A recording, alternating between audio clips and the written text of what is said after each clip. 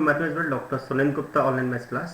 Dear friends, previous semester में RGB के जो पेपर हुए थे दिसंबर 2020 में, आज मैं आपको यहाँ पर M2 यानी कि इंजीनियरिंग मैथमेटिक्स 2 का इसका सब्जेक्ट कोड है BT 202, उसका सॉल्यूशन मैं आपको बता रहा हूँ। ये सॉल्यूशन फुल ऑफ लेंथ के फॉर्म में है। अगर आप किसी भी प्रकार का कोई डाउट अगर आपको आता है तो लेक्चर के कमेंट बॉक्स में आप पूछ सकते हैं।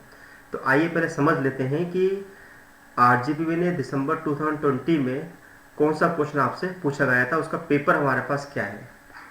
तो फर्स्ट हम यहाँ पर देखते हैं कि सब्जेक्ट कोड आपका है BT 202 और आपका बीटेक फर्स्ट और सेकंड सेमेस्टर के लिए यूज़ किया जाता है। सब्जेक्ट का नाम है इंजीनियरिंग मैथमेटिक्स 2। तो यहाँ पर आप देखेंगे कि हमारे पास जो फर्स्ट क्वेश्चन जो है, जो कि solve dy/dx plus y upon x equal to cos x plus sine x upon x है। ये क्वेश्चन एक्चुअली आपका यूनिट नंबर 1 का है, जो आपका लीनियर डिफरेंशियल इक्वेशन से रिलेटिव है।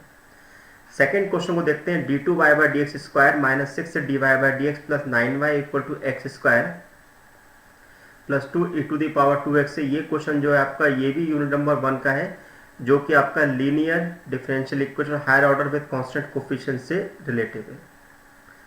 नेक्स्ट इसके बाद हमारा है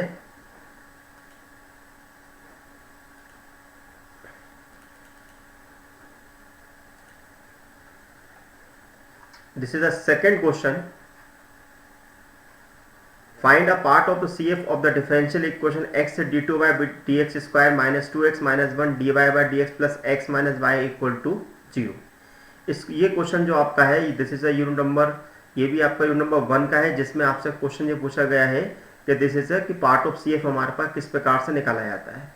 नेक्स्ट इसी का सेकेंड पार्ट आपका है, apply the method of variation of parameter to solve the differential equation d2y/d square plus a square y equal to 10ax। ये भी आपका यूनिट नंबर 1 का। इसका मतलब ये हुआ कि यूनिट नंबर 1 से आपके एग्जाम में क्वेश्चन पूछे गए थे 28 मार्क्स के, क्योंकि हर यूनिट हर क्वेश्चन जो है आपका 14 मार्क्स का है। आइए नेक्स्ट देखें इसके बाद, this is question number 3, solve x y minus z p equal to p plus y z minus x q equal to z x minus y. This is a linear differential equation की हमारे पास क्वेश्चन जो है आपका Lagrange linear partial differential equation से relative है। That means ये यूनिट नंबर 2 का है, यूनिट नंबर 2 का है। तो अब हमारा नेक्स्ट है, solve del 2z upon del x square minus del 2z upon del x del y equal to sine x into cos 2y। ये जो आपका क्वेश्चन जो है यूनिट नंबर 3 का है। मैं आपको थोड़ा रिपीट करता हूँ, क्वेश्चन नंबर 3 का ए जो है ये यूनिट नंबर 3 का है, एंड जो इसका सेकेंड पार्ट जो है वो भी आपका यूनिट नंबर 3 का है। देन इसके बाद हमारा क्वेश्चन नंबर 4 जो है, this is a show that the function u equal to x cube minus 3xy square is harmonic and find the corresponding analytic function। ये आपका यूनिट नंबर 4 का क्वेश्चन है, जो कि कॉम्प्लेक्स वेरिएबल से रिलेटिव है। नेक्स्ट मैं आपको बताने जा रहा हूं, this is second part, show that integral 0 से 2 pi d theta upon a plus b cos theta equal to 2 pi under root a square minus b square where a is greater than b and b greater than 0। ये भी आपका question जो unit number 4 का है, जो कि आपका complex variable से रिलेटिव है। देन आपका क्वेश्चन नंबर 5 है, prove that delta square r square n plus 1 r to the power n minus 1 where n is constant. ये क्वेश्चन जो आपका यूनिट नंबर 5 का, जो कि वेक्टर कैलकुलस से रिलेटिव है। देन इसी के बाद इसका हम सेकेंड पार्ट अगर हम देखते हैं, this is a proof that delta square 1 upon r equal to 0। तो ये आपका यूनिट नंबर 5 का है। देन इसका सेकेंड पार्ट हम देखें, evaluate volume integral f d v where f equal to x plus y where b is a close region bounded by the cylinder z equal to 4 minus x square and the plane x equal to 0, y equal to 0, y equal to and z equal to 0। तो ये आपका question number 5 का B part है, जो कि आपका number 5 से relative है। नेक्स्ट हम जाते हैं क्वेश्चन नंबर 6 की तरफ। तो now this is question number 6 is power series से रिलेटिव है। This is d2y/d square plus x dy/dx plus x in bracket x square plus 2 y equal to 0 about x equal to 0। Now this is ये question number 6 जो है, जो आपका सीधे 14 marks का आपको दिया गया था, जो कि आपका यूनिट नंबर 2 से रिलेटिव है। नेक्स्ट हमारा क्वेश्चन है question number 7, state and prove Cauchy theorem. आपको बताना है evaluate integral z minus 3 upon z square plus 2z dz where c is the circle mod z equal to 1। ना ये जो क्वेश्चन आपका है ये आपका क्वेश्चन यूनिट नंबर 5 का जो कि सॉरी यूनिट नंबर 4 का है जो कि कॉम्प्लेक्स वेरिएबल से रिलेटिव है। इसी प्रकार क्वेश्चन नंबर 7 का ए पार्ट भी जो है आपका कॉम्प्लेक्स वेरिएबल से। इसका मतलब ये हुआ कि यूनिट नंबर आपका 4 से आपके 20x मार्क के क्वेश्चन पूछे गए हैं। देन इसके बाद हम देखें क्वेश्चन नंबर 8a। तो क्वेश्चन नंबर 8a में आप देखेंगे क्वेश्चन नंबर 8a आपका है d2y by d square plus 31 dy by d x plus 240y equal 272 e to the power minus x। ये आपका यूनिट नंबर 1 का क्वेश्चन है। देन इसका second part x square d y upon d x का whole square x y d y by d x minus 6y square equal to 0। ये भी आपका unit number 1 का है। इसका मतलब ये हुआ कि यूनिट नंबर 1 से आपसे 28 मार्क्स का पूछा गया है। तो इस प्रकार से ये जो क्वेश्चन आपको दिए हुए थे ये आरजीबी के क्वेश्चन है। अब मैं आपको बताना चाहूँगा कि इसके सॉल्यूशन किस प्रकार से निकाले जाते हैं। तो अगर इन क्वेश्चन से रिलेटेड अगर आपको किसी भी प्रकार का कोई डाउट अगर आपको आता है तो आप लेक्चर के कमेंट बॉक्स में पूछ सकते हैं, आपकी क्वेरी जल्द से जल्द सॉल्व की जाएगी। तो आइए देखिए 1 बाय 1 इन पेपर्स में क्वेश्चन आए हुए हैं, इनको हम आरजीबी में किस प्रकार से सॉल्व करते हैं। तो पहला क्वेश्चन जैसे कि मैंने आपको बताया था कि this is a solve d y by d x plus y upon x equal to cos x plus sine x upon x.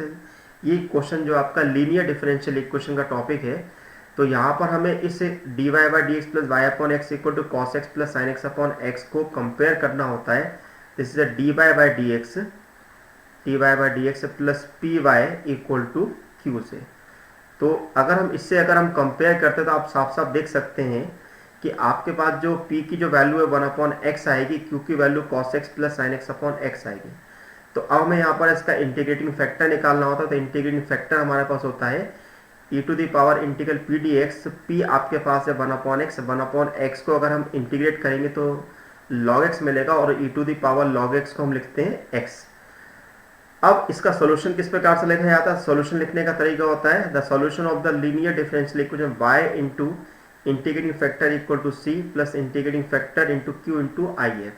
अब आपको आई एफ कितना मिला हुआ x equal to c, then integral cos x plus sine x upon x और into में आपको मिला हुआ है इंटीग्रेटिंग फैक्टर x। इस x का अगर आप अंदर मल्टीप्लाई करते हैं तो आपको मिलेगा x कॉस एक्स और यहाँ पर x से x कैंसिल होगा तो साइन x मिलेगा। हम यहाँ पर x इंटू कॉस एक्स का लगा देते हैं इंटीग्रेशन बाय पार्ट। तो यहाँ पर मिलेगा आपको x into sine x minus 1 minus of cos x. Then sine x का इंटीग्रल हमारे पास होगा माइनस कॉस एक्स। तो minus cos x then minus cos x, ये दोनों वैल्यू आपकी यहाँ पर कैंसिलेशन में आ गई। तो आपका फाइनल आंसर मिला x y equal to c plus x sine x. तो इस प्रकार से हमारा ये क्वेश्चन नंबर 1 का जो ए पार्ट है वो सॉल्व किया जाएगा।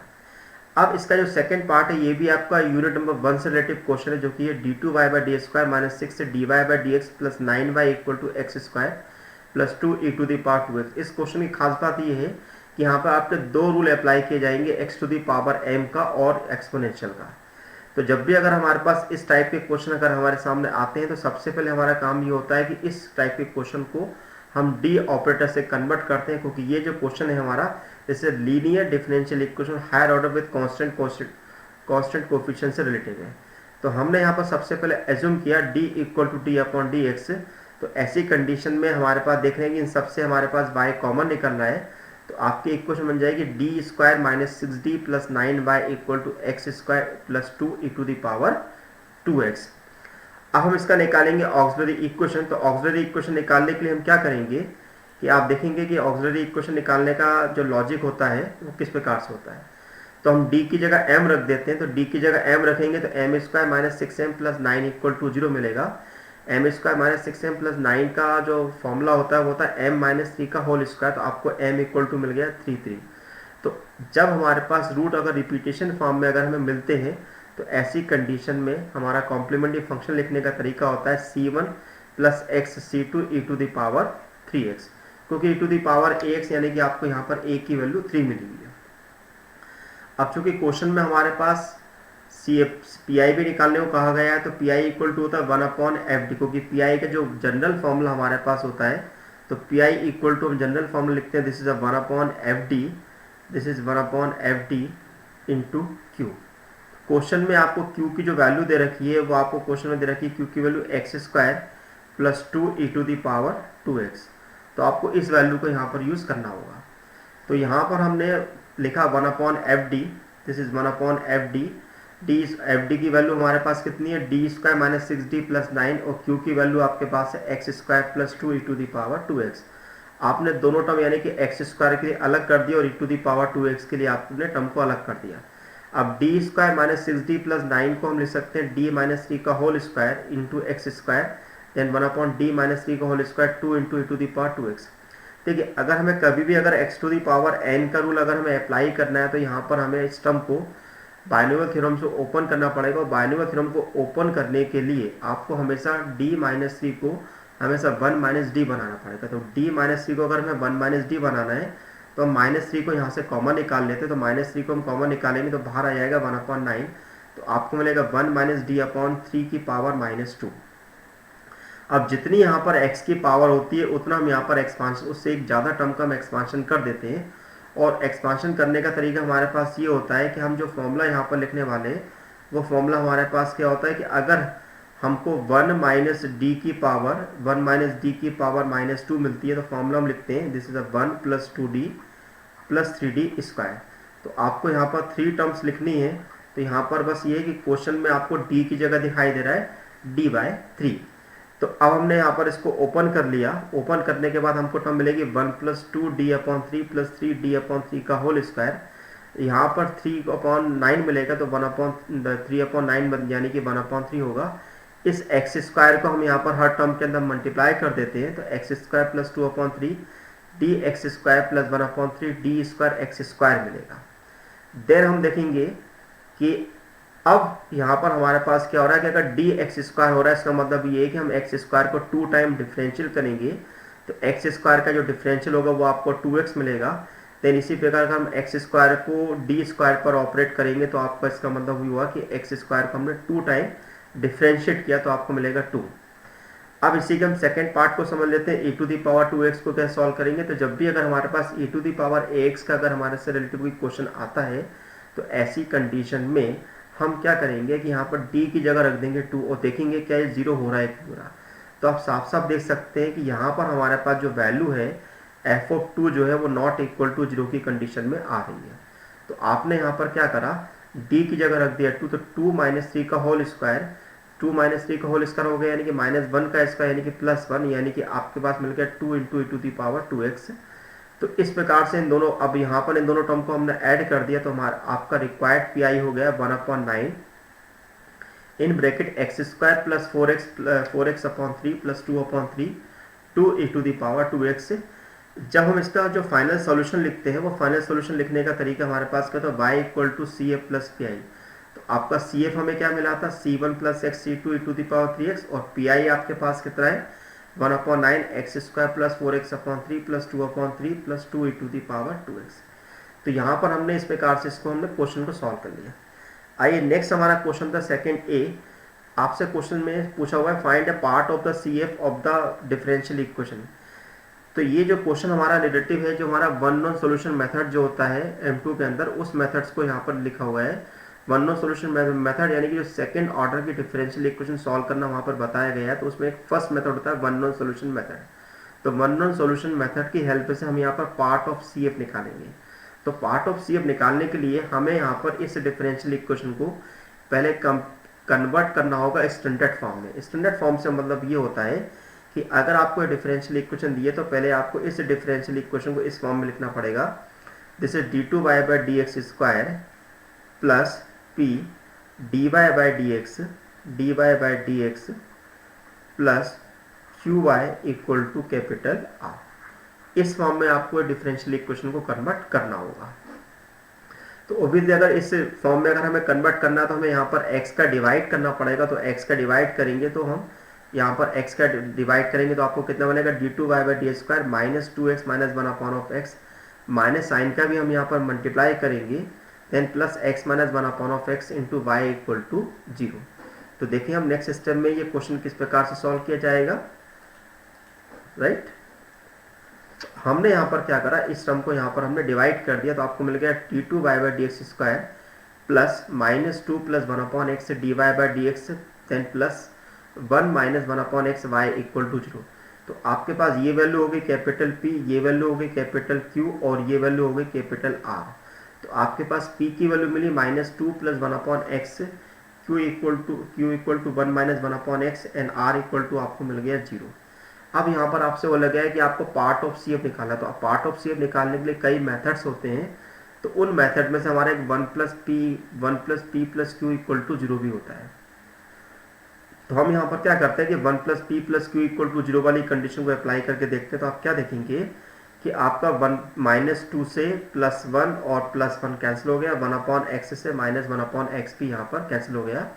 तो यदि अगर हमारे पास 1 प्लस P प्लस Q की वैल्यू अगर 0 के इक्वल मिलती है तो इसका मतलब ये होता है कि उसका कॉम्प्लीमेंट्री पार्ट जो होगा वो e⁻x होगा। ओके, तो जनरलाइज फॉर्म जो होता है वो हमारे पास एक्चुअली क्या होता है, a² plus AP plus Q equal to 0 होता है। अगर यहाँ पर हम a की वैल्यू को 1 रख देते तो आपको मिलेगा 1 plus P plus Q equal to 0। तो आई होप आपको समझ में आ गया होगा कि ये क्वेश्चन किस प्रकार सिंप्लीफाई किया हुआ है। नेक्स्ट क्वेश्चन हमारा था क्वेश्चन नंबर 2 का बी पार्ट। ये जो क्वेश्चन आपका है ये यूनिट नंबर 2 का है, यानी कि यूनिट नंबर 2 से आपका सेकंड पार्ट भी, फर्स्ट पार्ट भी पूछा गया और सेकंड पार्ट भी पूछा गया। इसका मतलब ये हो गया कि दिस इज अ 14 मार्क्स, यानी कि इस टॉपिक से हमारा यह इस यूनिट से हमारा 14 मार्क्स से क्वेश्चन पूछे गए हैं। तो अगर इस क्वेश्चन में हमसे बोला गया है कि apply the method of variation of parameter to solve the differential equation, जब भी अगर हमसे वेरिएशन ऑफ पैरामीटर से रिलेटिव क्वेश्चन पूछा जाएगा तो हमारा सबसे पहले काम ये होगा कि उस डिफरेंशियल इक्वेशन को d2y/dx² प्लस p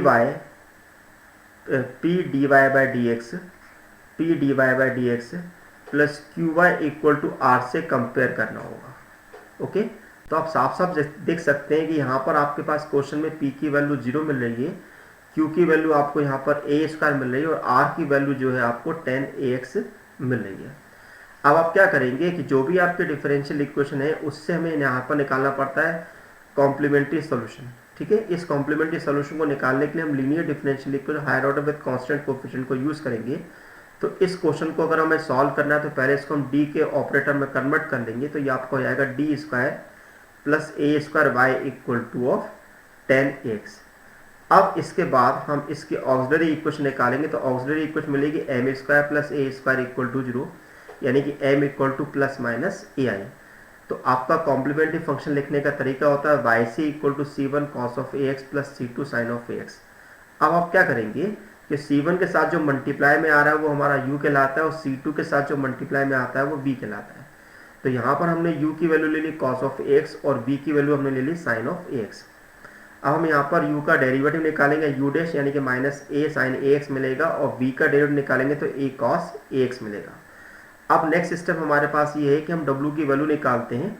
w होता है cos ऑफ ax, मतलब होता है हमारा w जो हमारे पास निकालने का जो तरीका और फॉर्मूला होता है वो हमारा होता है this is a u v, this is a u dash and v dash not equal to, ये हमें 0 मिलना चाहिए। अगर ये वैल्यू अगर हमें 0 मिल गया तो फिर हम यहाँ पर इसको वेरिएशन ऑफ पैरामीटर से सॉल्व नहीं कर पाएंगे। तो यहाँ पर u की वैल्यू है cos ऑफ ax, v की वैल्यू है sin of ax। Then cos of ax को अगर हम डिफ्रेंशिएट करेंगे तो आपको minus a into sine of ax, sine का करेंगे तो a into cos of x, cross multiply करेंगे तो आपको मिलेगा a cos square ax plus sine square x। हम जानते हैं कि sine square plus cos square की जो वैल्यू होती है 1 के इक्वल होती है। तो a इंटू 1 जो होगा वो नॉट इक्वल टू 0 आ गई, यानी कि आपके पास w की जो वैल्यू आ गई वो आपके पास हो गई नॉट a। अब इसके बाद हम क्या करेंगे, इसका कंप्लीट सॉल्यूशन अज्यूम करते हैं। तो कंप्लीट सॉल्यूशन लिखने का तरीका होता है y equal to au plus bb। अगर आपको इस मेथड से रिलेटिव अगर आपको और क्वेश्चन सॉल्व करने हैं जिसमें आपको बताया जाता है कि कैसे इसका वर्किंग रूल अप्लाई किया जाता है तो आप इससे रिलेटिव आप लेक्चर देख सकते हैं, उसमें आपको और अच्छी तरीके से समझ में आएगा। तो यहाँ पर मेरा पर्पस यहाँ पर केवल इतना है कि जो आपको आरजीपी में जो क्वेश्चन कराएगा, जो पूछे गए हैं उन क्वेश्चन को हम किस प्रकार से सिंप्लीफाई करते हैं।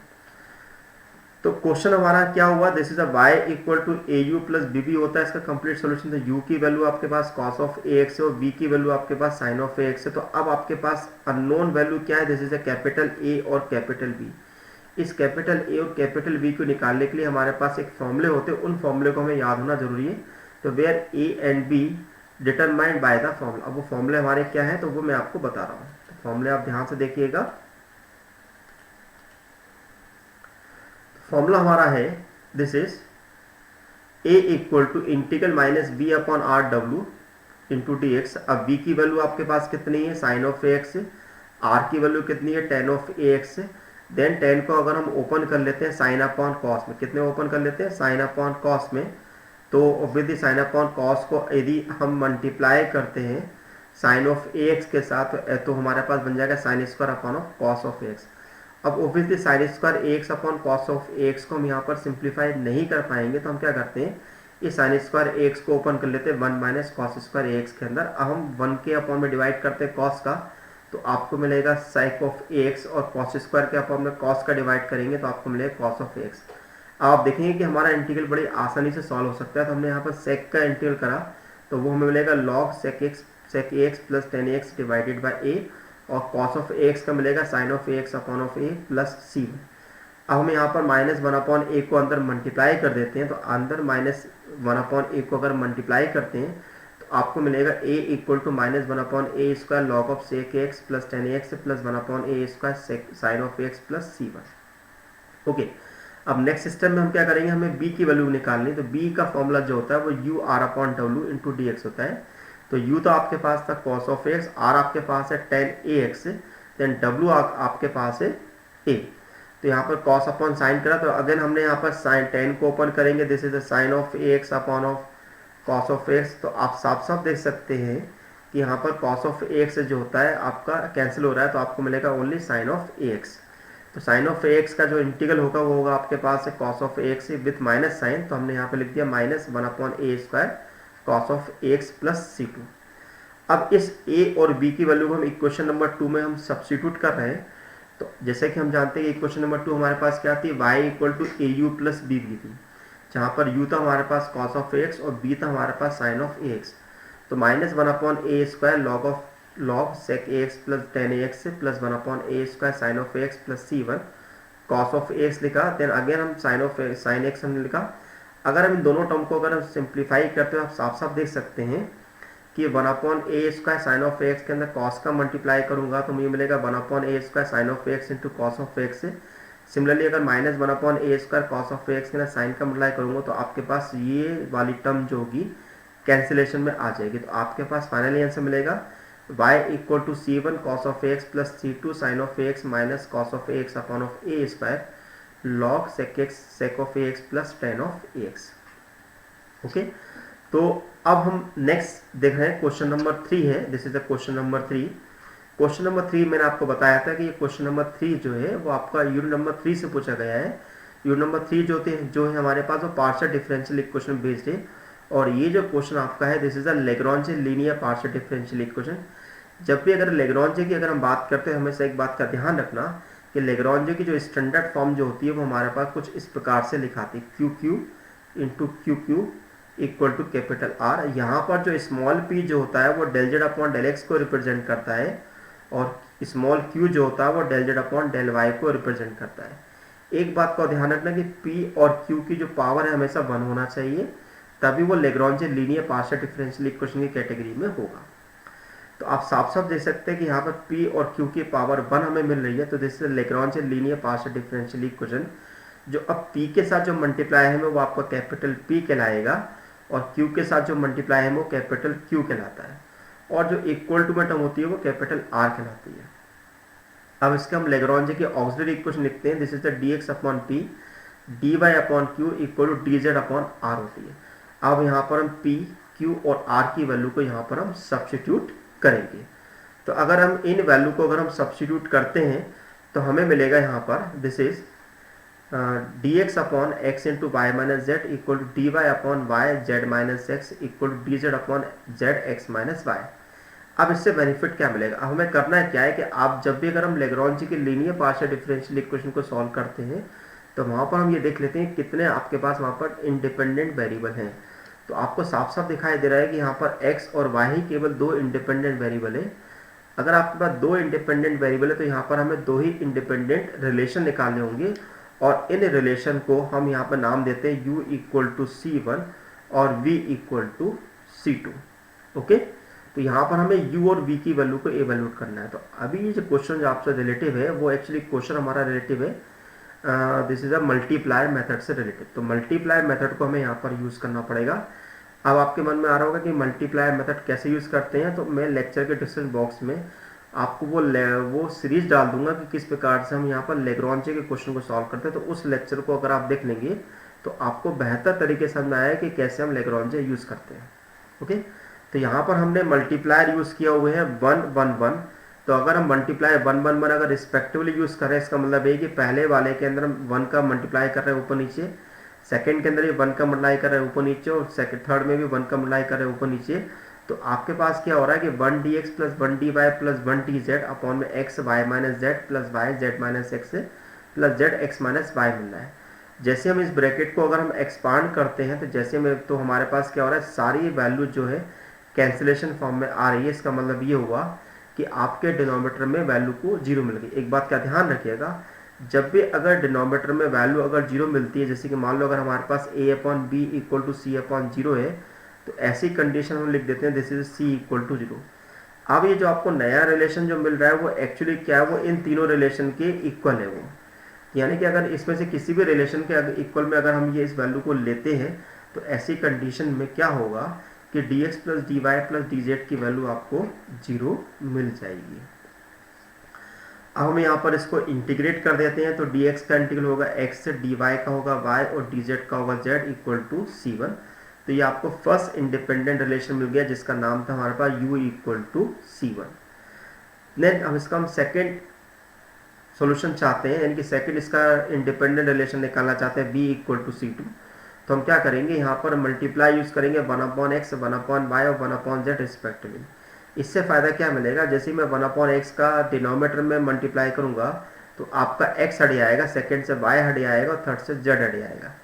तो ऐसा करने से बेनिफिट हमारे पास ये हुआ कि आपके पास जो इक्वेशन होगी वो dx upon x plus dy upon y plus dz upon z मिलेगी। तो आपको मिलेगा y minus z, z minus x और x माइनस वाई। अगेन आप क्या देख रहे हैं कि डिनोमीटर में सारी वैल्यू कैंसिलेशन फॉर्म में आ रही है, यानी कि फिर से आपको मिल गया इक्वल टू जीरो। तो अगर हमें अपॉन में डिनोमीटर में जीरो मिलता है तो जैसे कि मैंने ये बताया कि उसको हम इक्वल टू में जीरो लिख देते हैं, इंटीग्रेट करूँ बोथ साइड, 1 अपॉन एक्स का जो इंटीग्रल होगा log x, then 1 upon y का लॉग वाई और 1 अपॉन जेड का log z equal to log c2। तो लॉग एक्स लॉग वाई और लॉग जेड को अगर हम यहाँ पर सिंप्लीफाई करते हैं with the help of the log m plus log m plus log n, तो हमारे पास होता है log m into n into n. तो आपके पास हो जाएगा log x plus y plus z equal to log c2। Log से लॉग हमारे पास कैंसिलेशन में आ गया, तो आपके पास हो गया x y z equal to c2। अब हम इसका लिखेंगे जनरल सोल्यूशन। जनरल सोल्यूशन लिखने का तरीका क्या होता है कि हम यहाँ पर phi of u v equal to zero लिखते हैं। क्या लिखते हैं, phi of u v equal to zero. तो आपके पास u की वैल्यू थी x plus y plus z और v की वैल्यू है एक्स वाई जेड। तो ये आपका लेग्रांजे लीनियर डिफरेंशियल इक्वेशन को सॉल्व करने का तरीका है। अगर आपको इस लेग्रांजे से रिलेटेड और भी क्वेश्चन अगर आपको देखने हैं तो आप मेरे यूट्यूब चैनल पे जाइएगा, वहाँ पर आप प्ले लिस्ट में मूव करिएगा जिसमें आपको मिलेगा इंजीनियरिंग मैथमेटिक्स 2। वहाँ पर आप लेग्रांजे का आपको पूरी कैटेगरी मिलेगी पार्शियल डिफरेंशियल इक्वेशन से related. Partial differential equation move करेंगे तो आपको वहाँ पर लेग्रांजे का लेक्चर नंबर 2 मिलेगा। उस लेक्चर नंबर 2 को आप वहाँ पर देख लीजिएगा, आपके सारे डाउट्स क्लियर हो जाएंगे। नेक्स्ट इसके बाद हम देखते हैं नेक्स्ट क्वेश्चन हमारा है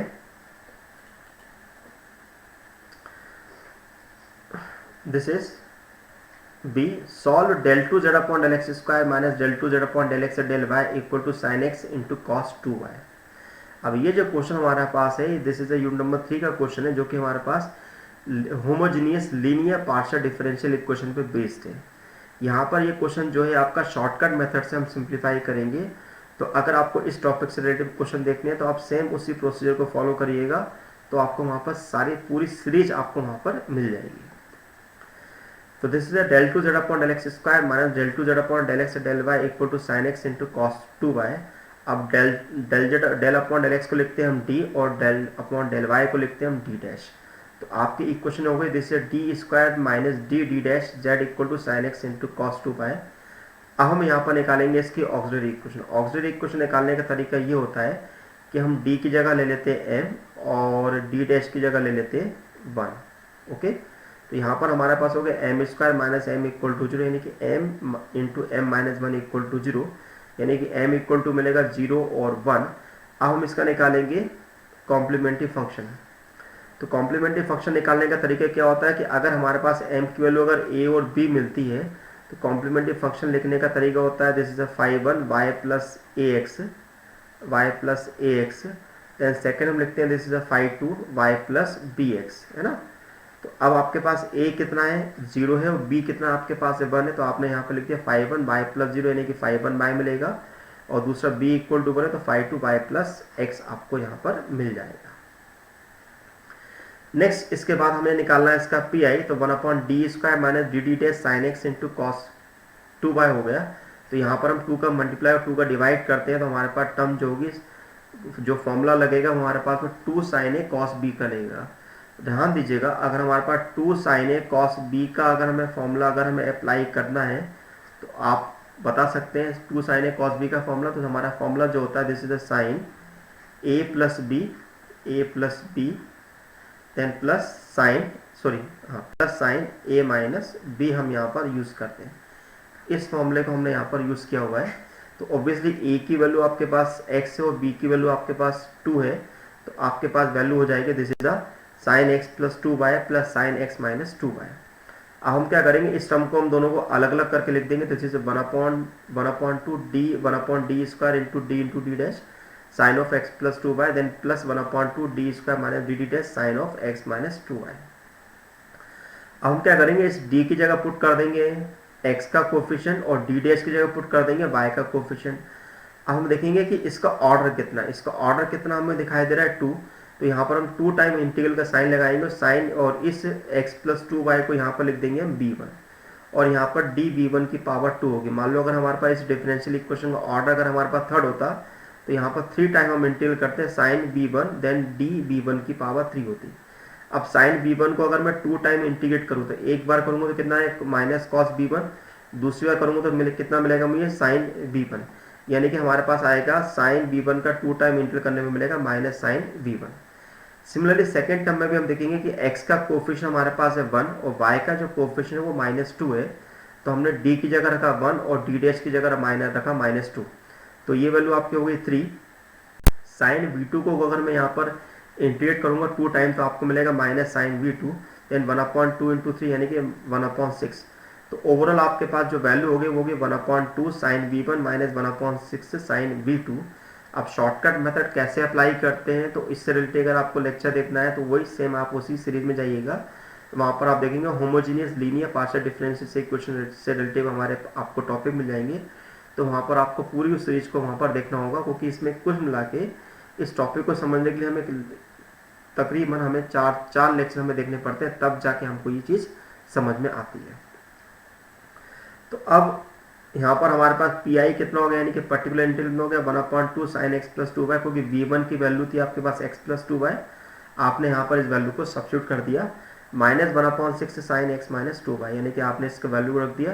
तो फाइनली हमारे पास जो सोल्यूशन होता है वो z equal to C F plus P I. तो सी एफ हमारे पास क्या था, सी एफ हमें मिला था 5(1y plus 5(2y plus x), तो यहाँ पर रख देंगे 5(1y plus 5(2y plus x, और पी आई की वैल्यू आपके पास कितनी है, this is 1/2 sine x plus 2y minus 1/6 sine x minus 2y। Okay, अब नेक्स्ट हमारा क्वेश्चन है, this is question number 4। Question number 4 हमारा है show that the function u equal to x³ minus 3xy² is harmonic and find the corresponding analytic function. अब देखिएगा, ये जो question हमारे पास जो यूनिट नंबर 4 से रिलेटिव है, जो कि हमारा कॉम्प्लेक्स वेरिएबल से रिलेटिव मानी जाती है। तो इसमें दो चीज़ें पूछी गई हैं, एक हार्मोनिक फंक्शन निकालने को बोला गया है और दूसरा एनालिटिक फंक्शन। एनालिटिक फंक्शन निकालने को बोला गया है कि अगर u का जो एनालिटिक फंक्शन होता है वो v कहलाता है, और अगर हमें किसी भी u को अगर हमें हार्मोनिक बनाना है तो हार्मोनिक का ध्यान रखिएगा, जिस फंक्शन को हमें हार्मोनिक बनाना है उसको हमें प्रूव करना पड़ता है जैसे del2u/del(x²) plus del2u/del(y²) equal to 0। हमें ये कंडीशन फुलफिल करनी पड़ेगी। अगर हम ये कंडीशन अगर फुलफिल कर देते हैं तो ऐसी कंडीशन में हमारे पास ये फंक्शन हार्मोनिक कहलाएगा। तो हमने x³ माइनस 3xy² को हमने x के रेस्पेक्ट में करा डिफरेंशियल, तो आपको मिलेगा del u/del(x) equal to 3x² minus 3y² then इसी को हमने दूसरी बार इसको डिफ्रेंशिएट किया तो 3x स्क्वायर का हो जाएगा 6x और 3y स्क्वायर का हो जाएगा 0। देन हमने इसी को u को हमने y के रिस्पेक्ट में करा तो del u by del y, तो एक्स क्यू का होगा 0, 3x वाई स्क्वायर का हो जाएगा माइनस 6xy यानी कि माइनस 6xy मिलेगा। इसी को अगर मैं दूसरी बार अगर मैं डिफ्रेंशिएट करता हूँ तो del two u by del y square equal to minus 6 मिलेगा। अगर मैं इन दोनों को अगर मैं ऐड कर देता हूँ तो आप साफ साफ देखेंगे कि हमारा फंक्शन इक्वल टू 0 मिला, यानी कि हमारा फंक्शन जो है वो हार्मोनिक है। अब सेकेंड पार्ट जो हमारे पास दिया हुआ है इसमें एनालिटिक फंक्शन में बताना है। तो एनालिटिक फंक्शन निकालने के लिए हमें कॉम्प्लेक्स वेरिएबल से रिलेटेड एक टॉपिक हमारा है how to find the analytic function of the complex function. तो इससे रिलेटेड अगर आपको वीडियो देखना है तो आप सेम उसी इंजीनियरिंग मैथड्स 2 वाले सीरीज में जाइएगा, वहाँ पे कॉम्प्लेक्स वेरिएबल से रिलेटेड आपको 11 आपको लेक्चर मिलेंगे, तो उसमें आपका ये लेक्चर नंबर 1 और 2 की कैटेगरी में आता है। तो अब हम क्या करेंगे कि जो हमारे पास del u by del x उसको हम यहाँ पर मान लेते हैं कि वो हमारे पास कहलाता है 5(1)x यानी कि 3x square minus 3y square मिलेगा, जो कि हमने निकाला हुआ है ऊपर। देन हमारे पास 5(2) है, वो हमारे को मिला है, this is del u upon del y, जो हमारे पास माइनस 6xy है। अब हम क्या करेंगे, इस x की जगह रख देंगे z और y की जगह रख देंगे 0। तो ऑब्वियसली अगर हम x की जगह z रखते हैं तो आपको मिलेगा 3z स्क्वायर, लेकिन y की जगह 0 रखेंगे तो आपका हो जाएगा 0, यानी कि आपको मिलेगा ओनली 3z स्क्वायर। सेकंड में अगर हम x की जगह z और y की जगह 0 रखते हैं तो ऑब्वियसली ये वैल्यू आपके पास 0 होगी। तो बाय मिलन थॉमसन मेथड से हमें यहाँ पर निकालना f ऑफ z। तो मिलन थॉमसन मेथड हमारे पास क्या होता है, this is the integral 5(1)z0 dz minus i integral 5(2)z0 dz plus c। तो 5(1)z0 की वैल्यू आपके पास 3z स्क्वायर है और 5(2)z0 की वैल्यू आपके पास 0, तो ये वाला पोर्शन तो आपको बन गया 0। और 3z स्क्वायर को यदि हम इंटीग्रेट करते हैं तो आपको मिलेगा वो z3, यानी कि आपका फाइनल आंसर जो होगा f of z equal to z3 plus c मिलेगा, जो कि हमारे पास एनालिटिक फंक्शन कहलाता है। अब इसी का जो सेकेंड पार्ट हमारा है, this is the show that integral 0 से 2 pi d theta upon a plus b cos theta का whole square, this is 2 pi upon under root a square minus d square. अब इस क्वेश्चन में क्या है कि इस क्वेश्चन में आपसे बोला गया है कि आप इस क्वेश्चन को सॉल्व करेंगे। तो एक्चुअली ये जो क्वेश्चन जो है वो आपका रिलेटिव है यूनिट सर्कल से रिलेटिव है, यानी कि जो आप कॉम्प्लेक्स वेरिएबल का सबसे लास्ट लेक्चर देखेंगे यानी कि 11 और 10 नंबर का, वो आपको इसी टॉपिक पे बेस मिलेगा, जिसमें आपको बताया गया है कि अगर इस टाइप के क्वेश्चन सॉल्व करते हैं तो किस प्रकार से सॉल्व करेंगे।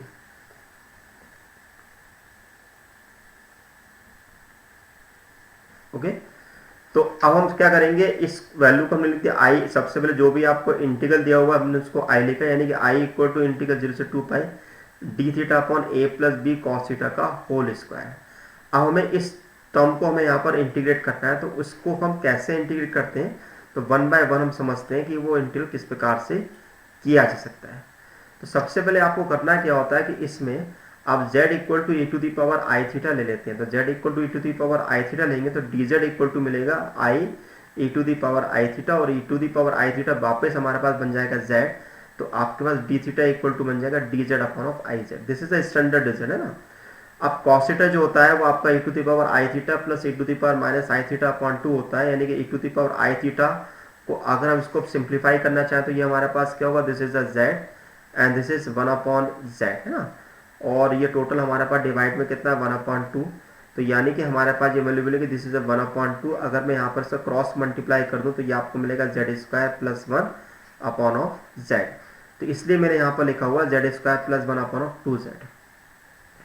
अब हम इस वैल्यू को सब्स्टिट्यूट कर देते हैं क्वेश्चन नंबर 1 में, तो आपको मिलेगा इंटीग्रल 0 से 2 pi d theta upon a plus b cos theta. ध्यान दीजिएगा यहाँ पर आपका क्वेश्चन जो है थोड़ा करेक्शन कर लीजिएगा। यहाँ पर आपको होल स्क्वायर सिंप्लीफाई नहीं करना है, यहाँ पर आपको केवल सॉल्व करना है d theta upon a plus b cos theta. Okay,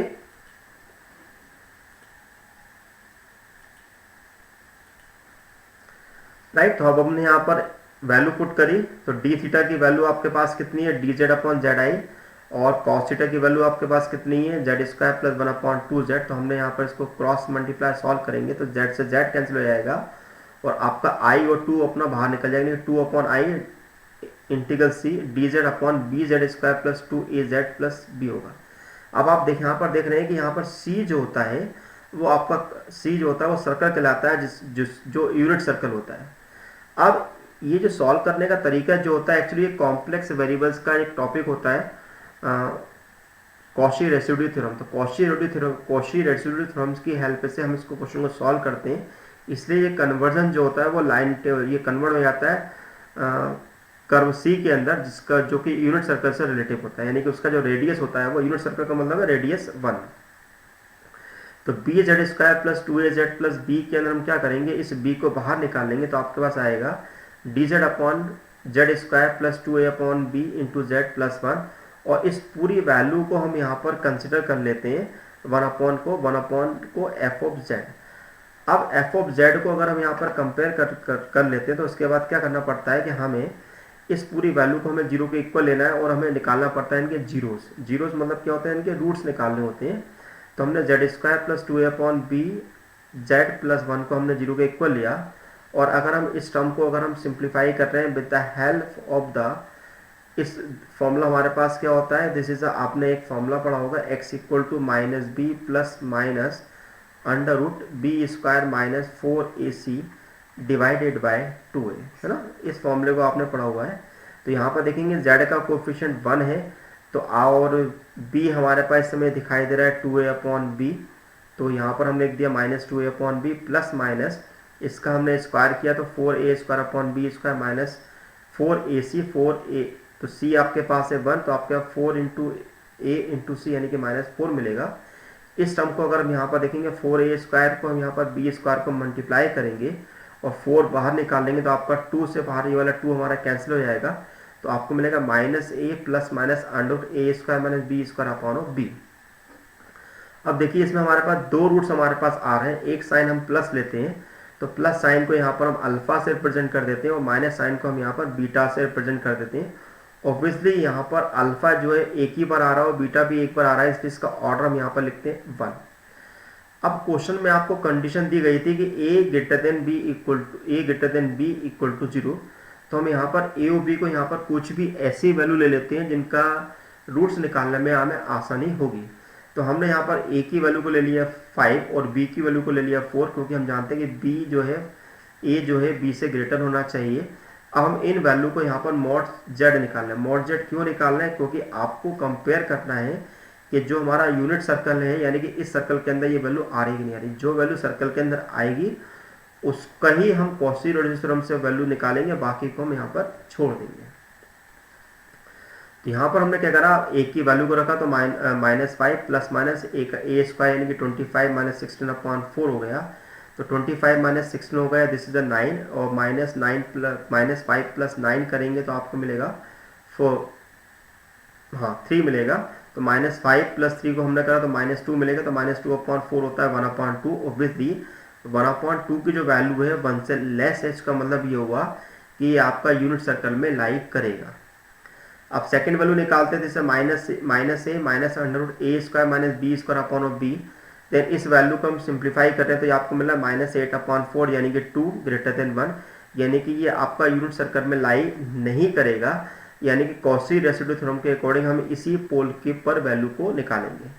तो clearly pole z equal to alpha मतलब कि minus a plus minus under a square minus b square upon b, जो उसको हम अल्फा बोल रहे हैं, within the circle mod z equal to 1 with order 1, then f of z can be written as. तो इस f of z को हम फिर कॉची रेसिड्यू थ्योरम की हेल्प से अब हम यहाँ पर इसको सिंप्लीफाई करेंगे। तो कॉची रेसिड्यू थ्योरम से अगर हम इसको सिंप्लीफाई करते हैं तो हमारे पास क्या होगा कि जो हमारा f ऑफ z था, जो f ऑफ z में हमने बताया था कि जो डिनोमिनेटर में जो टर्म लिखी हुई थी this is b square z square plus 2a upon b z plus 1 थी, तो हम उसको लिख सकते हैं f of z equal to z minus alpha, this is z minus alpha into z minus beta. तो आपको रेसिड्यू निकालना होगा z इक्वल टू अल्फा पे, क्योंकि आपका अल्फा ही विद इन द सर्कल आ रहा था। तो residue f of z equal to alpha में निकालने का फॉर्मूला होता है limit z tends to alpha z minus alpha f of z। अब हमारे पास f ऑफ z कितना है, this is 1 upon z minus alpha z minus beta. तो यहाँ पर हमने इस वैल्यू को रख दिया, साफ साफ देख रहे हैं कि ये दोनों हमारे पास कैंसिलेशन में आ गए हैं। तो 1 अपॉन z माइनस बीटा हो गया, तो आपको मिल गया 1 upon alpha minus beta. Okay, तो अब यहाँ पर हम अल्फा और बीटा की वैल्यू को सब्स्टिट्यूट कर दे तो अल्फा कितना था -a plus √a² minus b² upon b minus then minus minus √a² minus b² upon 2। तो आप साफ साफ देख रहे हैं कि ये दोनों वैल्यू हमारे पास ऐड हो जाएंगी और -a और -a हमारे पास कैंसिल हो जाएगा इनके। तो आपके पास मिलेगा 2 √a² minus b² into b। अब यहाँ पर हम कॉची रेसिड्यू थ्योरम यहाँ पर अप्लाई करते हैं। तो by the Cauchy residue theorem हमारे पास क्या होता है, जैसे integral c f of z dz equal 2 pi i sum of the residue of pole within line c। अब देखिए यहाँ पर हमारे पास केवल एक ही पोल था, इसका मतलब ये होगा कि हम जो z इक्वल टू अल्फा पे ही वैल्यू रखेंगे और z इक्वल टू अल्फा पे आपके पास जो वैल्यू मिली थी वो b/2 √a² माइनस b² मिलेगी। हमने इस वैल्यू को यहाँ पर रखा था, 2 से 2 हमारा कैंसिल हो गया तो आपका हो गया पाई आई बी अपॉन ऑफ दिस। तो अब हम क्या करेंगे, इस वैल्यू को अब इक्वेशन नंबर 2 में रख देंगे। इक्वेशन नंबर 2 का हमारा फॉर्मूला है 0 से 2 pi d theta upon a plus b cos theta यानी कि 2 अपॉन आई बी। तो आप देखेंगे i से i कैंसिल हो रहा है, b से b कैंसिल हो रहा है, तो आपका आंसर मिलेगा 2 pi upon of √a² minus b²। अगर आप इस टॉपिक से रिलेटेड अगर और भी क्वेश्चन की प्रैक्टिस करना चाहते हैं तो आप कॉम्प्लेक्स वेरिएबल में लेक्चर नंबर 10 और 11 को देख लीजिएगा, तो आपको काफ़ी अच्छी तरीके से वहाँ पे समझ में आ जाएगा कि क्वेश्चन किस प्रकार से सिंप्लीफाई किए जा रहे हैं। तो अब हमारे पास क्या हुआ कि यूनिट नंबर 4 से हमारे पास 14 मार्क्स का क्वेश्चन हमारे पास यहाँ पर आ गया। अब हमारा जो क्वेश्चन नंबर 5 में हमें 2 पार्ट दिए हुए हैं। पहला पार्ट हमें दिया prove that delta square r to the power n equal to prove करना n+1 r to the power n-2, जहाँ पर हमें n कांस्टेंट दिया हुआ। इसी के अंदर एक सेकंड पार्ट भी दिया हुआ है। तो वो आपका ये क्वेश्चन जो है आपका यूनिट नंबर 5 से रिलेटेड है। देखिए जब भी अगर हमारे पास वेक्टर में अगर हमारे r की जब बात की जाती है तो r की जब बात किया तो हमेशा ध्यान रखना जो r जो होता है वो r वेक्टर जो होता है वो xi plus yj plus z के होता है। और अगर मैं इस r वेक्टर को यदि मैं स्क्वायर कर देता हूँ तो मिलेगा r² equal to x² plus y² plus z²। Okay, अब हम क्या करेंगे, इस r² को हम पार्शली डिफ्रेंशिएट करेंगे with respect to x and with respect to y and with respect to z। तो यदि हम यहाँ पर इसको partial different with respect to अगर हम x करते हैं तो हमें कितना मिलेगा, this is the 2r, this is del r upon of del x equal to कितना मिल जाएगा हमें, दिस इज 2x। देन बाकी सारी टर्म हमारे पास क्या है, 0 बन जाएगी और हमारे पास जो 2 से 2 हमारा कैंसिल हो जाएगा, यानी कि हमें del r upon del x जो मिलेगा वो x अपॉन r मिल जाएगा। इसी प्रकार हम यहाँ पर इसके बाकी वैल्यू यानी कि del r upon del y और del r upon del z भी निकाल सकते हैं। तो फाइनली हमारे पास जो del r upon del x होगा वो x upon r, del r upon del y होगा y अपॉन r और del r upon del z होगा z अपॉन r। अब हमें यहाँ पर हमको निकालना जैसे था delta to r to the power n निकालना। तो हम क्या करेंगे, पहले delta r to the power n निकालेंगे। तो इस डेल्टा को लिखने का तरीका होता है i del upon del x plus j del upon del y plus k del upon del z r to the power n। Okay, तो अब हमने क्या करा कि यहाँ पर इस r to the power n को अगर मैं मल्टीप्लाई करूंगा तो r to the power n को अगर मैं x के रेस्पेक्ट में करूंगा तो मुझे मिलेगा r to the power n-1 del r upon del x। इसी प्रकार अगर मैं सेकंड टर्म में करूंगा तो मुझे मिलेगा n r to the power n-1 del r upon del y, और थर्ड टर्म में करूंगा तो n r to the power n-1 del r upon del z।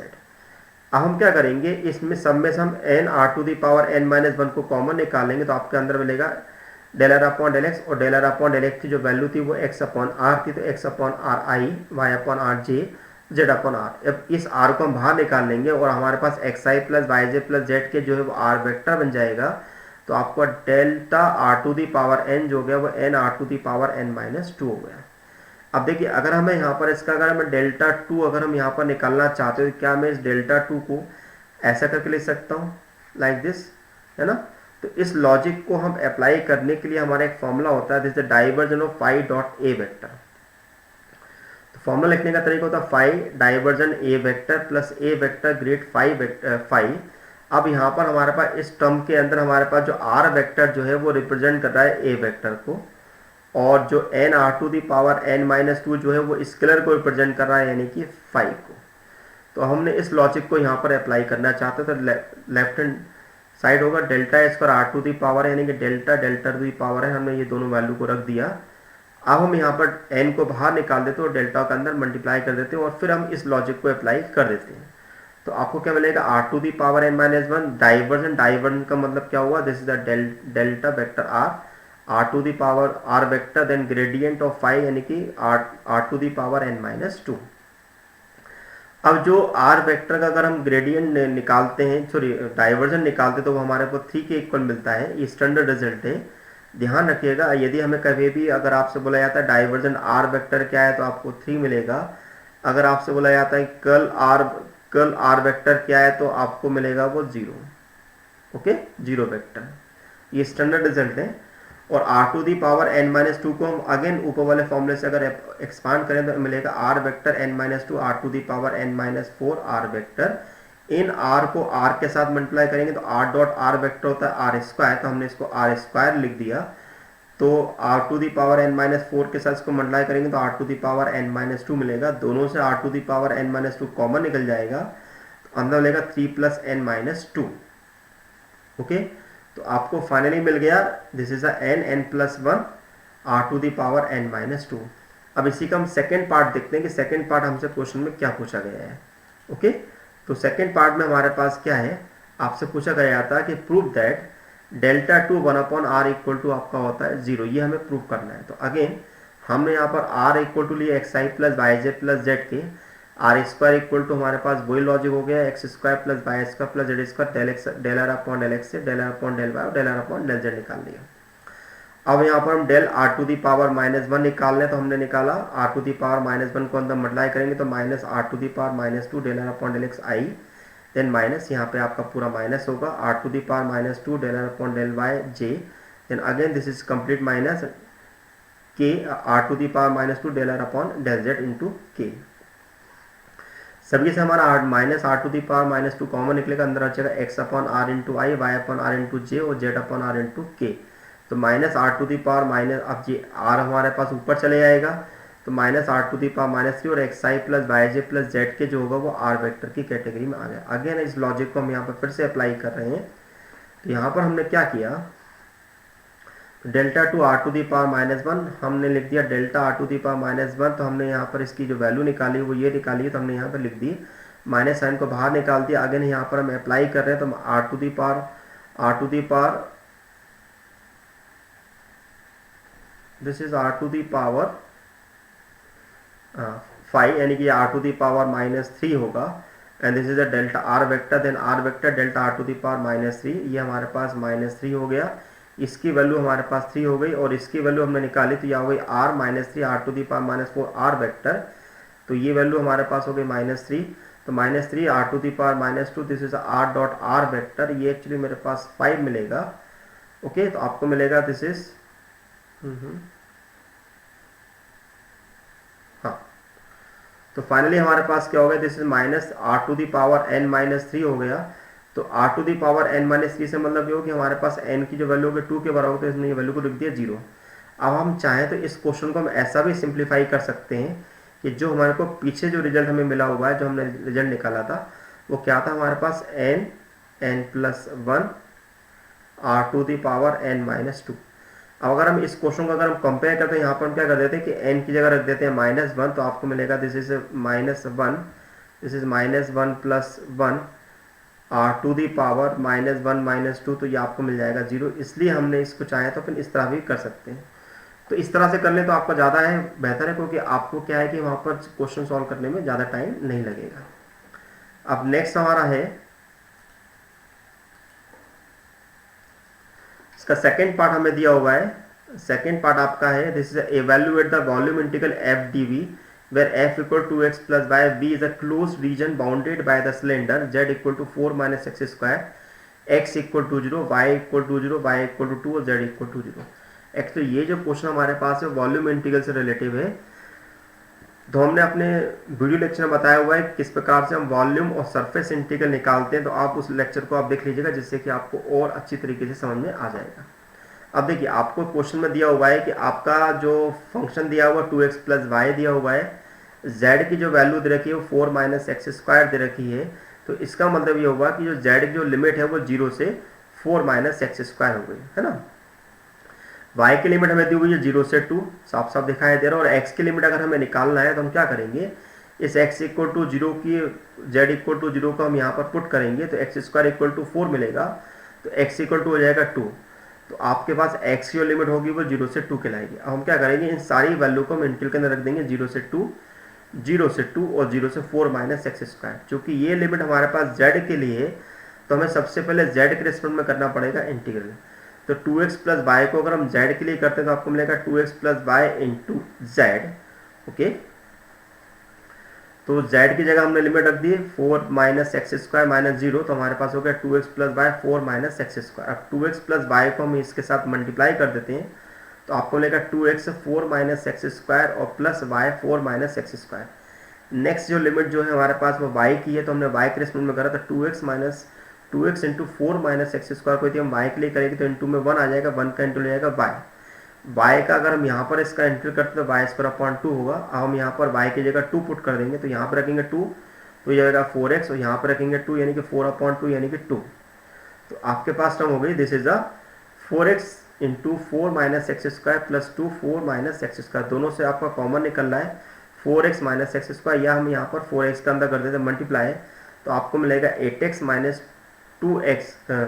2 common निकाल लेते हैं, पहले 2 कॉमन निकाल लेते हैं तो हम 2 का अंदर मल्टीप्लाई करेंगे 8x minus 2x cube, then यहाँ पर 4 माइनस एक्स स्क्वायर।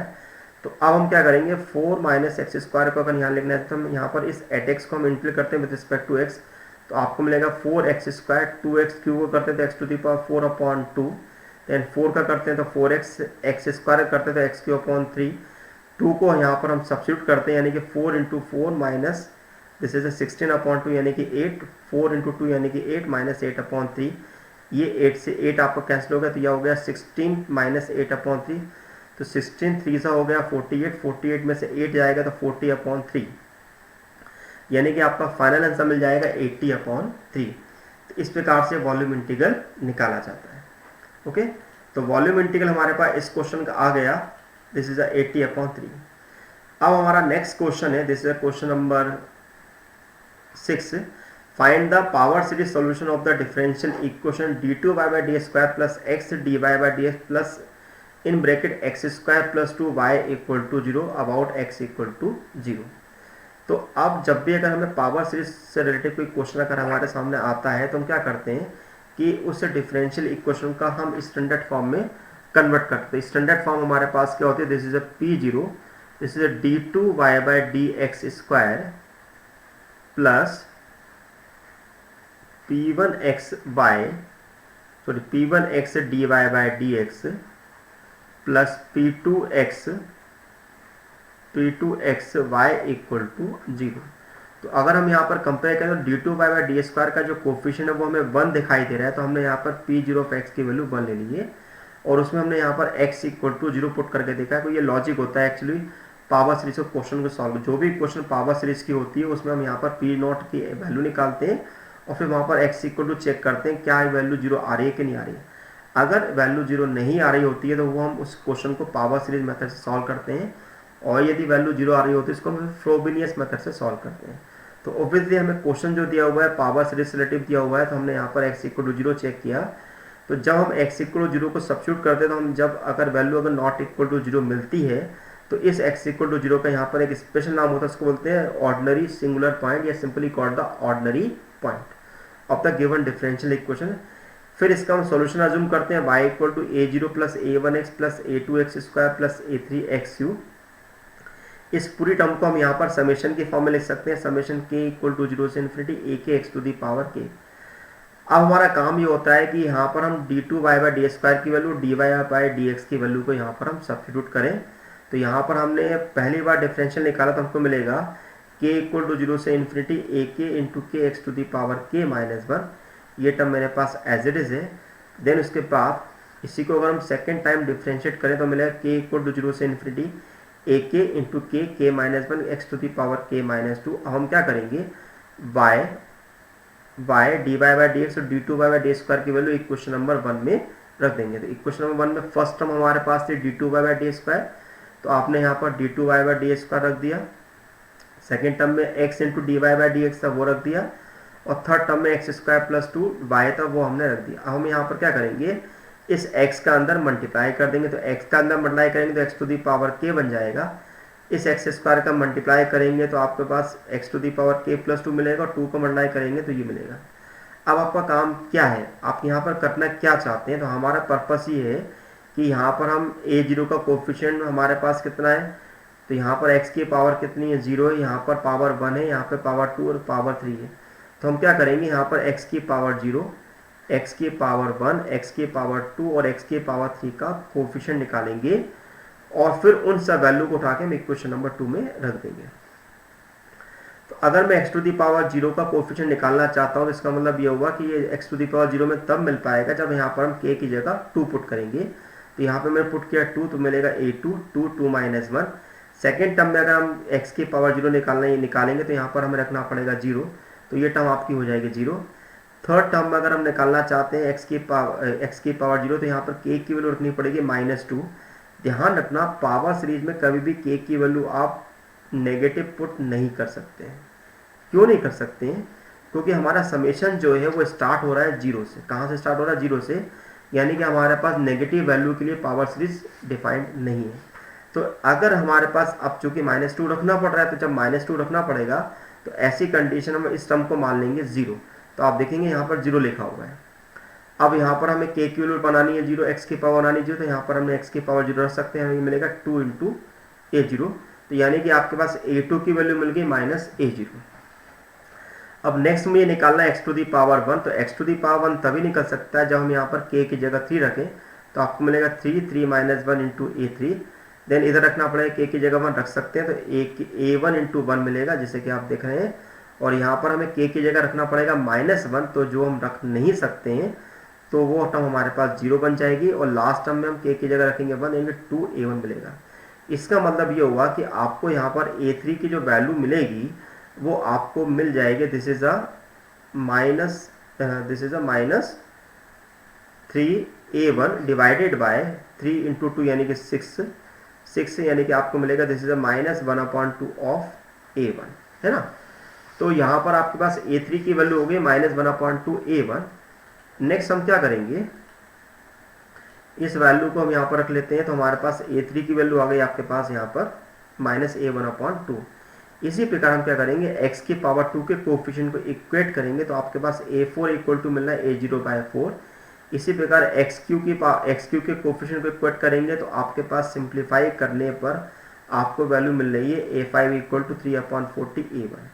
अब इन सभी वैल्यू यानी कि a0 की वैल्यू हम निकाले, अभी हमें मिली नहीं है, ना ही हमें a1 की वैल्यू मिली। आपके पास जो वैल्यू मिली है वो a2 से मिली है। तो a2 की वैल्यू थी आपके पास -a0, a3 की वैल्यू थी -a1/2 और a3 की वैल्यू थी a4 की, और a5 की वैल्यू थी 3/40 a1।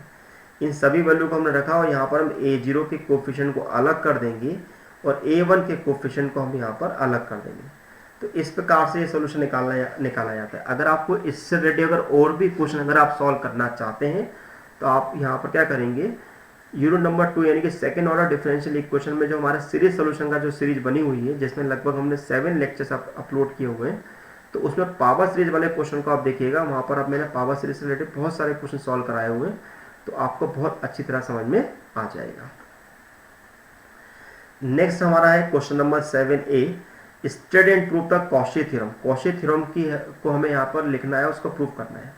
तो कॉशी का पहले स्टेटमेंट मैं आपको बता देता हूँ। तो if f of z be analytic function and f dash z is continuous at each point within and on a simple close curve c, then integral c f of z d z equal to 0 होता है। तो question ये बताया था कि यदि F of Z अगर analytic function है, उसका एफ डैश अगर कंटिन्यूअस है, उसके हर एक पॉइंट पर विद इन और on a simple close curve c, तो ऐसी कंडीशन में उसका इंटीग्रल 0 होता है। तो इसको हमें ड्राइव करना है। तो हमने क्या करा, यहाँ पे एक कर्व ले लिया। कर्व किसी भी प्रकार का हो सकता है। तो एक कर्व जो है, इसमें हमारे पास जो आउटर लाइन जो है वो रिप्रेजेंट कर रही है कर्व सी को, और जो अंदर वाला पोर्शन जो है वो रिप्रेजेंट कर रहा है हमारे पास है रीजन आर को। तो suppose r is a region bounded by the curve c and f of z equal to u x y plus i b x y and z equal to x plus i y, then d z equal to d x plus i d y हो जाएगा। हम क्या करेंगे, अभी f of z और d z दोनों की value को यहाँ पर हम रख देते हैं। अगर मैं इस टर्म को अगर सिंप्लीफाई करूँ तो कितना मिलेगा, u d x plus i u i d y, then i b d x, then minus b d y, है ना। तो अब हम इस टर्म को यहाँ पर सिंप्लीफाई करते हैं और सिंप्लीफाई करने के बाद उसको हम थोड़ा सा और इवेल्युएट करेंगे। तो यहाँ पर हमारे पास टर्म मिल रही है, this is a u d x plus u i d y i v d x minus v d y. हमने यहाँ पर रियल पार्ट को अलग कर दिया और इमेजिनरी पार्ट को अलग कर दिया। अब यहाँ पर हमारे पास since f dash is continuous then the partial derivative del u by del x, del u by del y, del B by del x और del B by del y are also continuous. ये statement होते हैं हमारे पास है।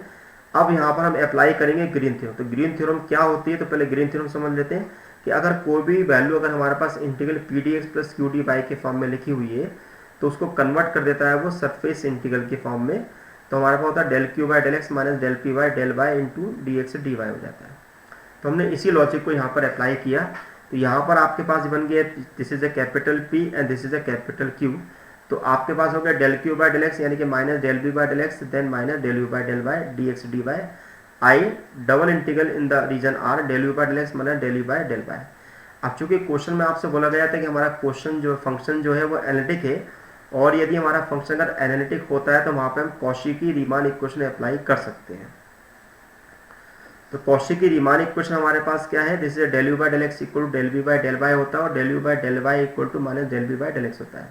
तो हम क्या करेंगे, इस del u by del y की जगह हम सब्स्टिट्यूट कर देते हैं, this is del u by del y की जगह minus del B by del x put करेंगे तो ये दोनों वैल्यू हमारे पास कैंसिलेशन में जाएगी। और इसी प्रकार हम यहाँ पर del u by del x की जगह हम यहाँ पर del B by del y put कर देते हैं तो ये वैल्यू भी हमारे पास कैंसिलेशन फॉर्म में आ जाएगी। तो हमने देखा कि आपका ओवरऑल जो इंटीग्रल हो गया वो 0 के इक्वल हो गया है। ओके, आसान डेरिवेशन था, कुछ ज़्यादा कठिन नहीं था। अब इसका नेक्स्ट पार्ट देखिए हम, evaluate line integral z minus 3 upon z square plus 2z plus 5 d z where c is the circle mod z equal to बनना। ये जो क्वेश्चन जो है हमारा पास कॉशी रेसिड्यू थ्योरम से रिलेटिव है। तो कॉशी रेसिड्यू थ्योरम से सॉल्व करना चाहे तो कॉशी रेसिड्यू से कर सकते हैं, इवन चाहे तो ये क्वेश्चन को हम कॉशी इंटीग्रल फॉर्मूले से भी सिंप्लीफाई कर सकते हैं। तो अब चाहे हम जो उनमें से कोई भी मेथड लगाए, हमारा सबसे पहले काम ये होता है कि जो हमारा फंक्शन जो होता है इस पूरे को हम यहाँ पर एफ ऑफ जेड नाम देते हैं और जो डिनोमिनेटर होता है इस डिनोमिनेटर को हम यहाँ पर 0 के इक्वल रखते हैं। तो डिनोमिनेटर को हमने 0 के इक्वल रखा तो z इक्वल टू मिलेगा -2 plus minus under 2 square minus 4 into 1 into 5 upon 2। तो 2 स्क्वायर माइनस 20 यानी कि -16 मिलेगा। -16 का जो रूट होगा वो प्लस माइनस 4i मिलेगा। 2 से हमने डिवाइड किया तो -1 प्लस माइनस 2i हो गया। अब हम यहाँ पर चूंकि हमें यूनिट सर्कल है तो हमें चेक करना है कि इसमें कौन सी वैल्यू विद इन सी आ रही है। तो mod Z -1 plus minus 2i करा तो हमने इसको सिंप्लीफाई कर रहे हैं तो हमारे पास होगा दिस इज अंडर -1 का स्क्वायर प्लस 2 का स्क्वायर यानी कि √5। ऑब्वियसली √5 की जो वैल्यू होती है वो 2.3 समथिंग होती है ना, 2.3 या 2.5 के आसपास जो होती है।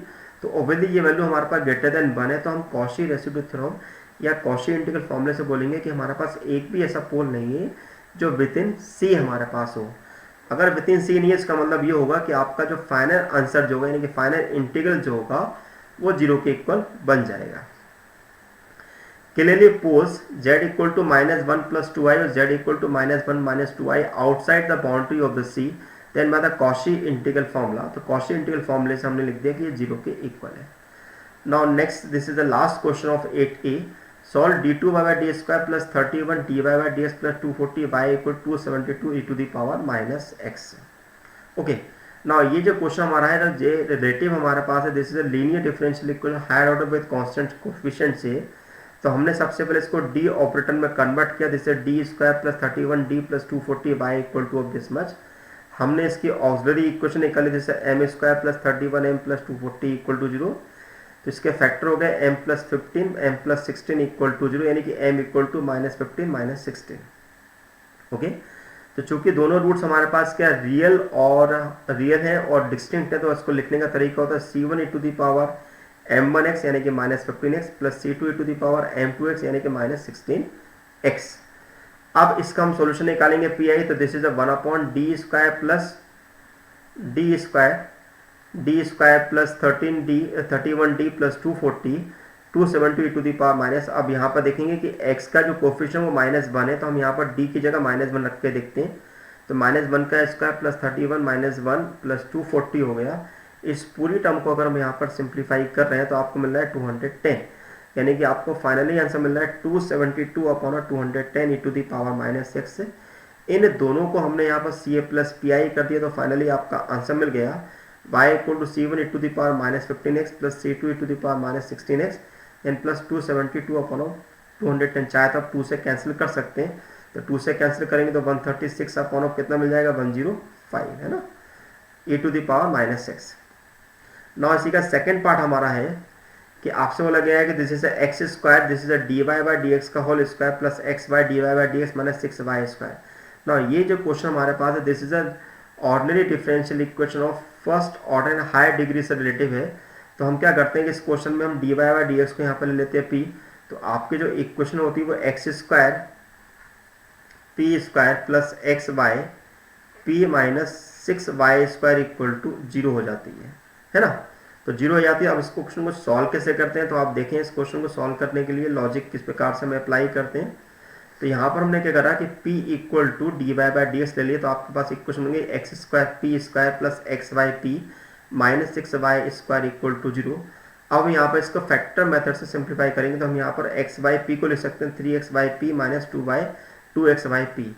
इन दोनों से हमारा कॉमन निकल रहा है कितना एक्स पी, तो अंदर बचेगा पी एक्स प्लस 3y, और इन दोनों से हमारा कॉमन निकल रहा है minus 2y P x plus 3y। तो पी एक्स प्लस 3y दोनों से कॉमन निकल रहा है, तो हमने ले लिया p x plus 3y into p x minus 2y equal to 0। अब दोनों को हम 0 के इक्वल ले लेंगे, p x plus 3y equal to 0 और p x minus 2y equal to 0। अब p हमारे पास जो होता है वो d y by d x को रिप्रेजेंट करता है, तो हमने क्या करा है यहाँ पर इस वैल्यू को थोड़ा सा हम यहाँ पर सिंप्लीफाई करके बता देते हैं। तो ये वैल्यू एक्चुअली मेरे पास क्या लिखी, this is x d y by d x equal to मेरे पास होगा this is a minus 3y। तो हम क्या करेंगे इसको d y upon of y ले लेंगे और this is a minus 3 d x upon of x ले लेंगे। इस तरीके से उसको हम ले सकते हैं। तो यहाँ पर हम d y upon of y minus 3 d x upon of x लिया। अब हम यहाँ पर इसको सिंपली इंटीग्रेट कर दें, तो इंटीग्रेट करेंगे तो log y equal to minus 3 log x plus log c1 मिलेगा। Minus 3 log x plus log c1 को लिख सकते हैं log c1 upon of x cube, यानी कि आपको y इक्वल टू मिलेगा c1 अपॉन एक्स क्यू, यानी कि x cube y minus c1 equal to 0। Similarly अगर मैं सेकंड पार्ट को अगर मैं यहाँ पर सिंप्लीफाई करूँ तो this is p x minus 2y equal to 0, यानी कि x d y by d x minus 2y equal to 0। तो d y by d x equal to d x मिलेगा। हमने यहाँ पर इसको फिर से इंटीग्रेट किया तो log y 2 log x plus log c2 मिलेगा, that means log c2 x square and y equal to x square c2 then y x to the power minus 2 minus of c2 equal to 0 मिलेगा। अब इसका solution लिखने का तरीका हमारे पास क्या होता है कि हम दोनों फैक्टर को आपस में मल्टीप्लाई कर देते हैं, तो वो हमारा रिक्वायर्ड सोल्यूशन कहलाता है। तो इस प्रकार से हम ये पेपर आपका यहाँ सॉल्व कर सकते हैं। अगर आपको किसी भी प्रकार का कोई क्वेश्चन अगर मुझसे पूछना चाहते हैं तो आप लेक्चर के डिस्क्रिप्शन बॉक्स में जा सकते हैं, और मेरी अगर आप बुक परचेज करना चाहते हैं ऑनलाइन परचेज कर सकते हैं बुक, ये www.dhanpatrayabooks.com से आपको मिलेगी। आप ऑनलाइन वहाँ पर बुक करिएगा, विद 7 डेज में आपको ये बुक मिल जाएगी। तो डियर फ्रेंड्स, आपको मेरा लेक्चर कैसा लगा है, जिसमें मैंने आपको स्पेशली जो आपको बताया कि किस प्रकार से क्वेश्चन एग्जाम में पूछे जाते हैं और उन क्वेश्चन को किस प्रकार से सिंप्लीफाई किया जाता है। अगर आपको मेरा लेक्चर अच्छा लगा है तो आप लेक्चर कमेंट बॉक्स में बताइएगा, और अगर आपको किसी प्रकार का कुछ और इम्प्रूवमेंट चाहिए तो वो भी आप मुझे बताइएगा। Thank you for watching my channel, doctor Sonendra Gupta.